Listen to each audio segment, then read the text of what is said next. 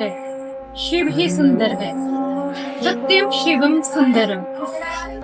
नमस्कार, जय श्री राम, जय भोलेनाथ। मैं शनाया अहम द शनाया शो मुझे ले चल मंदिर के माध्यम से एक बार फिर आपसे जुड़ रही हूँ। मुझे ले चल मंदिर के इस कड़ी में हम पहुंचे हैं भगवान शिव के दर्शन करने पंचकूला के सकेतड़ी मंदिर। कहा जाता है कि इस सकेतड़ी मंदिर का निर्माण, जो कथा अनुसार बताया गया है कि जब पांडव अपने अज्ञातवास में थे तो उन्होंने यहाँ आकर शिव जी के लिए पूजा अर्चना की थी, जिससे खुश होकर शिव जी ने साक्षात उन्हें दर्शन दिए और स्वयं पिंडी के रूप में यहाँ पर विराजमान हुए। यहाँ एक अलग सी ही शांति है, एक अलग सा ही मनोहर दृश्य है। हमारी कोशिश रहती है कि हम आपको लगातार घर बैठे मंदिरों के भव्य दर्शन कराएं, और इसी कड़ी में आज हम आपको दर्शन कराएंगे भगवान शिव के सकेतड़ी मंदिर से। यहाँ की परमिशन हमने यहाँ की ऑथोराइज है और किसी कारणवश वो कुछ देर तक यहाँ मौजूद नहीं रह सके, लेकिन परमिशन हमें मिल गई है। और अब आइए चलते हैं और करते हैं शिव जी के भव्य दर्शन।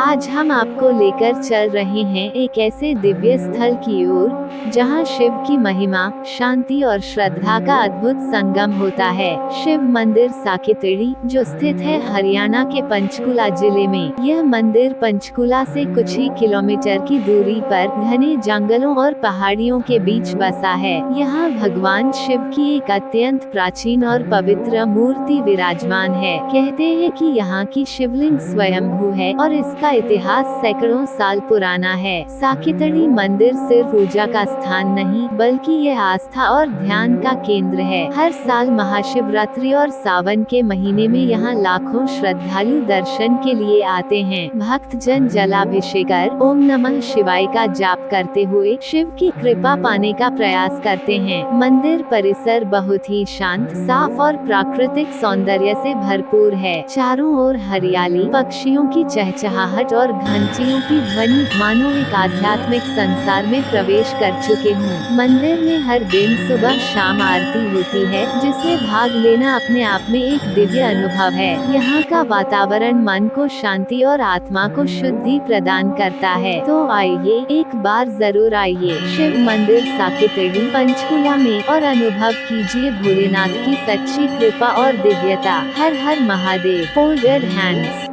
दोस्तों, हमारे साथ सकेतड़ी मंदिर के जनरल सेक्रेटरी विनोद कुमार शर्मा जी मौजूद हैं। तो मैं उनसे जानूंगी कि ये इतना भव्य मंदिर, इसका निर्माण कब हुआ था? सर, कब से इस मंदिर का निर्माण हुआ है, कुछ आप हमें बताइए। ये तो आई थिंक पहले से है, 19 से पहले वाली बात कर लें, क्योंकि 1974 में यहाँ पहली बार आया। तब यहाँ पे टीचर हुआ करते थे इसी गाँव से, छत्तीसगढ़ के गाँव के। वो कहते थे कि मैं अपने दादा की उंगली पकड़ गया था।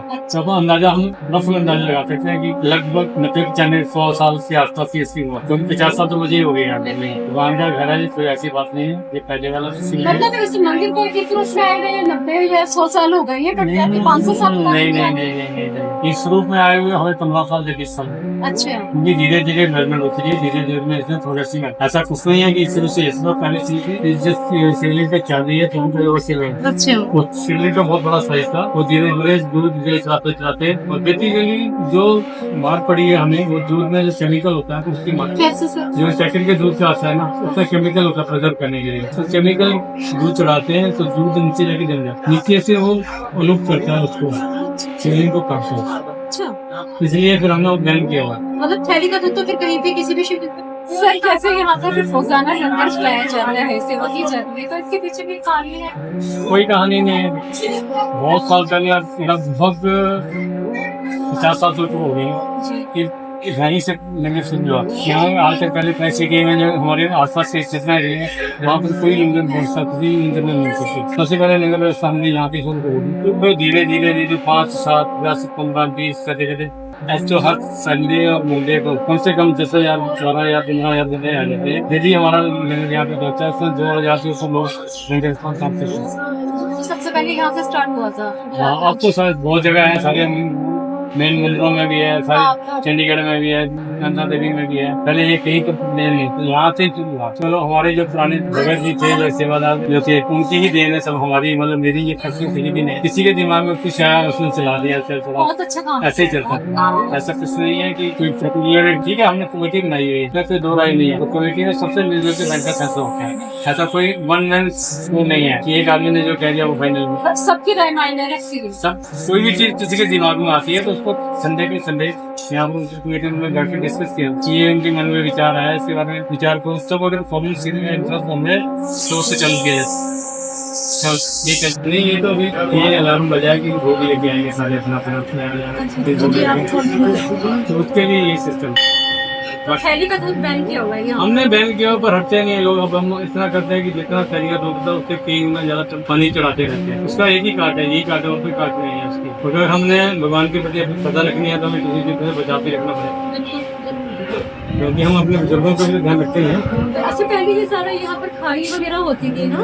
हाँ जी, तो पहाड़ी एरिया था ये, लोग जो छोटी छोटी पहाड़ियाँ हैं, छोटी पहाड़ियों के एरिया, और पीछे तो कोई पहाड़ी है, जो पहाड़ियों एरिया था, पहाड़ी एरिया से ये काट के फिर बाद में उसको खाइए खोल के भर के सारा डेवलप किया हुआ, मैनुअली डेवलप किया हुआ सारा के सारा। ये जो आज कमेटी के मेंबर्स हैं, ये तो पुराने सेवादार हैं हमारे, उन्होंने मिलकर डेवलप किया। अच्छा सर, एक कथा हमने ये भी सुनी है, जहाँ तक अगर मैं ठीक हूँ, कि पांडवों ने यहाँ पर शिव जी के खिचड़ चलाने की अपने अज्ञातवास की। तो मैं इतना वो नहीं हूँ, पर हाँ हमने भी जो आपने सुना, हमने भी ये सुना। तो मैंने आपको बताया कि जो मैं जानता था जिनको, वो टीचर थे, उनकी उम्र उस टाइम जब मेरे को मिले थे उस टाइम उनकी उम्र 50 से ऊपर। वो कहते थे मैं अपनी दादा की उम्र पर गया था, अंदाजा लगा लो कि काफी पुराना है। अब पांडवों का क्या टाइम है क्या नहीं, ये तो नहीं मैं कहता। अच्छा सर, कमेटी में कौन कौन मेंबर है यहाँ पे? कमेटी के हमारे पास प्रेसिडेंट 16 मेंबर, 16 मेंबर। तो प्रेसिडेंट कौन है? प्रेसिडेंट सेक्रेटरी सब। बहुत बहुत धन्यवाद। तो दोस्तों, आज आपने पंचकूला के सकेतड़ी शिव मंदिर के दर्शन किए हैं, जो आपने मुझे लेचर मंदिर के माध्यम से किए हैं,